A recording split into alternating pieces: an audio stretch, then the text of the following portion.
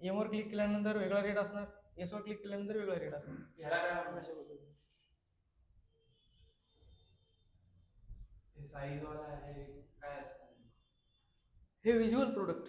No, हे काय size wise जे आहे त्याला आपण काय म्हणतो?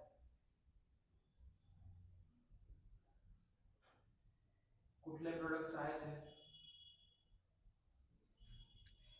हे शर्ट वगैरे आहे ना. सिंपल आहे का कुठला आहे? हे सिंपल नाही सर. कुठलं आहे?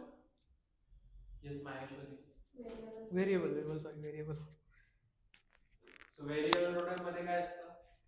व्हेरिएबल प्रोडक्ट म्हणजे सर वेगवेगळे साईज, वेगवेगळे कलर्स वगैरे असतात त्याच्यामध्ये, जसं की जशी रिक्वायरमेंट असेल त्या पद्धतीने आपण हे करू शकतो व्हेरिएबलमध्ये. आणि सिंपलमध्ये त्याच्यामध्ये साईज नसते, त्याच्यामध्ये कलर्स नसते, फक्त एक सिंपल कुठला आहे? हे सिंपल. येस, हे सिंपल पेज आहे. याचं प्राइसिंग वगैरे कुठे आहे?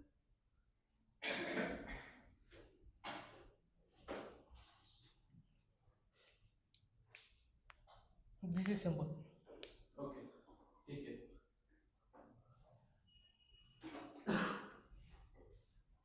Yes, digital products. Digital products कुठले? व्हर्च्युअल प्रोडक्ट्स ऍड केलेत का? काय असतं ते नेमकं?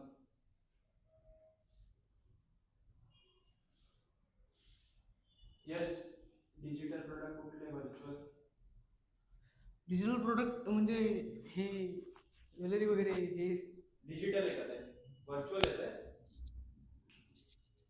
येस, माहेश्वरी व्हर्च्युअल प्रोडक्ट कुठले आहे याच्यामध्ये शॉपमध्ये पेज? येस.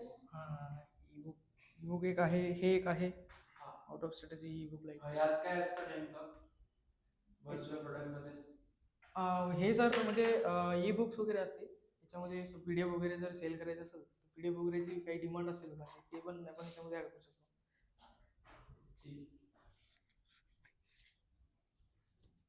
हे कॉन्टॅक्ट पेज, लोकेशन, नंबर आणि काही सम मेसेज वगैरे, मेसेज कंटेंट वगैरे ऍड केलं नाही.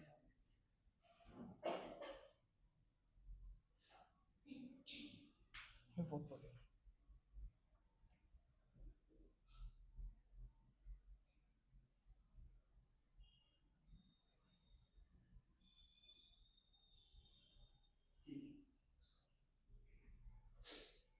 मागच्या वेळेसपेक्षा खूप मस्त वाटतं यार. म्हणजे मागच्या वेळेस जे फार बिग गडबडीत आता बनवून द्यायचे वगैरे म्हणून असं जे बनवलं होतं, त्याच्या हिशोबाने ह्या वेळेस जे तुझं वेबसाईट ते खूप भारी. म्हणजे ही प्रॉपर वेबसाईट दिसतीये जी की एका फोटोग्राफरची असू शकते किंवा एखाद्या फोटोग्राफरला तू बनवून दिली तशी. फक्त ब्लॉग आणि तुझं जे ई कॉमर्सचं पेज आहे त्यावर थोडं अजून फोकस कर की ते अजून अप्रोचिंग कसं वाटलं पाहिजे. बाकी एव्हरीथिंग इज गुड. म्हणजे चेंजेस खूप चांगल्या पद्धतीने अप्लाय केले. Thank you so much.